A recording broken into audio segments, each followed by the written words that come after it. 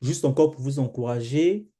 Je vais lire la parole de Dieu dans Jean 5 à partir du verset 5 à 6. Je pense qu'on avait déjà touché certains points par rapport à ce verset en particulier.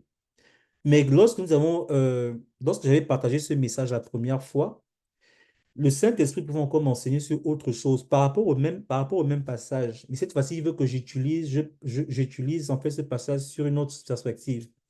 Et ce que je vais essayer de faire avec vous ce soir. La parole de Dieu déclare dans Jean 5 à partir du verset 5 à 6. Là se trouvait un homme malade depuis 38 ans. Jésus l'ayant vu coucher, sachant qu'il était malade depuis longtemps, lui dit, veux-tu être guéri? Veux-tu être guéri? Le Saint-Esprit de Dieu pouvait encore m'amener encore vers ce passage que nous avons déjà exploité une première fois pour me faire comprendre l'importance de parler à Dieu. Parce que j'ai la chance d'être secrétaire général quelque part et je deal beaucoup avec beaucoup de personnes. Les gens se confient beaucoup à moi par rapport à leur situation, par rapport à leurs problèmes. C'est une grâce. Moi, j'appelle ça un privilège. Et pendant que je fais cet exercice, souvent, je suis un peu étonné de savoir que souvent, ce sont des chrétiens, des gens qui se disent chrétiens, qui me disent qu'ils ont telle ou telle situation. Et souvent, j'encourage ces personnes-là vers la prière. Je leur dis, non, mais par rapport à ta situation, fais confiance à Dieu, prie, demande à Dieu. Mais souvent, je ne vois pas en fait ces gens prendre des actions par rapport à ce message. Les gens sont beaucoup plus sensibles quand ils viennent te présenter un problème particulier et et que justement tu vas leur proposer de l'argent, tout ce qui est physique. Les gens sont très friands par rapport à ça. Mais lorsque tu dis à ces personnes qui sont censées être des chrétiens comme vous et moi, tu leur dis, écoute, engage la prière, prie ton Dieu.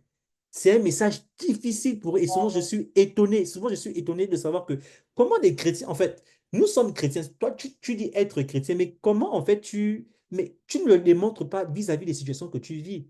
Comment en fait tu espères réussir dans ta situation si tu n'engages pas le Seigneur, si tu n'engages pas Dieu, créateur du ciel et de la terre, celui qui dit que la terre et tout ce qu'elle renferme m'appartient.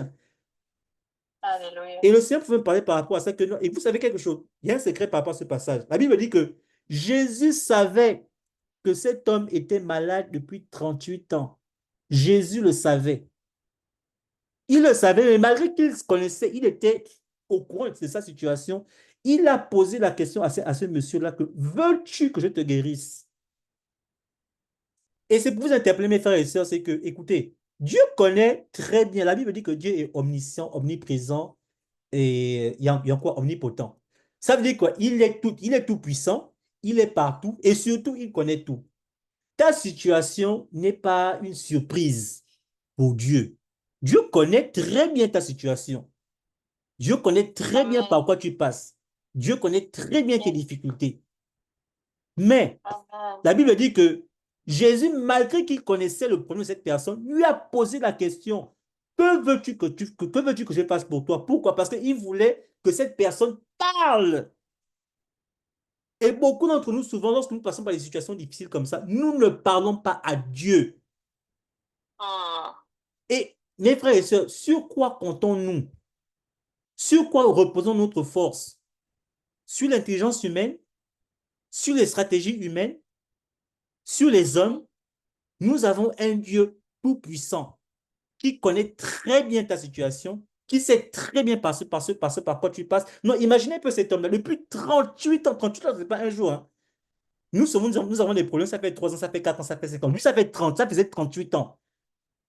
Ouais. Mais Dieu voulait que cette personne se révolte en lui-même et lui parle. Il avait la solution. Il pouvait venir et dire que, mais vu que je... Attends, écoutez, on va poser le problème simplement. Moi, je sais que tu as un problème, mais pourquoi je te pose la question de savoir qu'est-ce que tu veux que je fasse pour toi? Si je sais que tu as tel problème et que j'ai la solution, mais je vais te donner la solution, ça aurait été aussi simple que ça. Mhm. Le calcul Mhm. aurait été aussi simple. Mais Jésus-Christ voulait que lui, c'est la personne qui était dans la situation, parle, se bouge, Amen. agisse. Pas par rapport aux hommes, mais par rapport à lui, Christ, qui avait la solution. Et Dieu veut pour chacun de nous que nous puissions nous réveiller dans la prière. Nous puissions lui parler par rapport à ce qui nous trouble. Il veut que nous puissions nous engager avec lui. La prière, c'est un dialogue. Ce que nous faisons, écoutez, les réunions que nous avons, ce ne sont pas des réunions anodines. C'est Amen. la réunion des esprits. Parce que toi et moi, nous sommes les Amen. esprits. La Bible dit que Dieu est esprit. Et il veut que celui qui l'adore, l'adore en quoi? En esprit et en vérité. Et en vérité. Quand je dis souvent aux gens que quand l'apôtre Paul dit dans la Bible que nous sommes des êtres spirituels. Oh, désolé, excusez-moi. C'est un grand frère qui m'appelle, désolé. Quand l'apôtre Paul dit nous sommes des êtres spirituels, en tant qu'être spirituel, tu as des armes spirituelles. Mais pourquoi tu ne veux pas utiliser ces armes quand tu passes par des situations compliquées? Des situations que tu sais que physiquement, tu n'y arriveras pas, tu ne pourras pas. Pourquoi tu Mhm. refuses d'utiliser les armes que Dieu t'a données? Et la première des armes, la plus simple, c'est la prière. C'est ouvrir ta bouche et dire à Dieu que Amen. Seigneur, mon problème, là, Amen. ça peut être 38 ans. Je sais que tu sais, mais moi, je veux la guérison. Écoutez, Jésus-Christ sait ce que tu veux, mais il veut que tu l'invites. Il veut que tu parles. Il veut que tu plaides devant lui. Il veut que tu ouvres ta bouche. Amen. Et c'est cela à quoi le Seigneur nous Amen. invite. Voici pourquoi c'est important, mes frères et sœurs, de passer du moment, que ce soit dans l'intimité ou en groupe, dans la prière. La prière, ce n'est Amen. pas un jeu, ce n'est pas un moyen pour des gens de passer du temps ou juste pour cocher, dire que j'ai prié dans la journée, c'est bon. La prière, c'est un engagement, c'est à travers la prière que les solutions, les révélations viennent. C'est à travers ces moyens-là que tu es capable d'avoir la solution à tous tes problèmes. Tout commence par là. Ça veut dire parler à Dieu. Dieu veut que tu lui parles. Dieu connaît, Dieu sait. Ton problème n'est pas une surprise pour lui. Tu ne lui apprends pas que tu as des problèmes. Ce qu'il veut, c'est que tu lui dises clairement, toi, ok, tu as tel problème, que veux-tu que je fasse pour toi? Et c'est une question que le Seigneur nous Mhm. pose à tout un chacun de nous ici. Le Seigneur te demande ce soir, qu'est-ce que tu veux que je fasse pour toi? Et je veux que tu te repositionnes par rapport à ce par quoi tu vis, ce par quoi tu passes, ce qui te fait encore pleurer jusqu'aujourd'hui, ce qui te tourmente. Le Seigneur veut que tu lui dises du fond de ton cœur, parle, il te dit, parle-moi. Tu es ma fille, je veux que tu me parles. Ouvre ta bouche, parle. Amen. Et c'est ce que vous et moi, nous allons faire aujourd'hui, ce soir. Lui, ça fait longtemps que ce problème-là, que tu trimbales ce problème. Lui, ça fait longtemps. Et Dieu le sait. Dieu le sait. La Bible dit que Jésus-Christ savait que cet homme était malade depuis 38 ans. Dieu, il savait ça quand il était avec lui.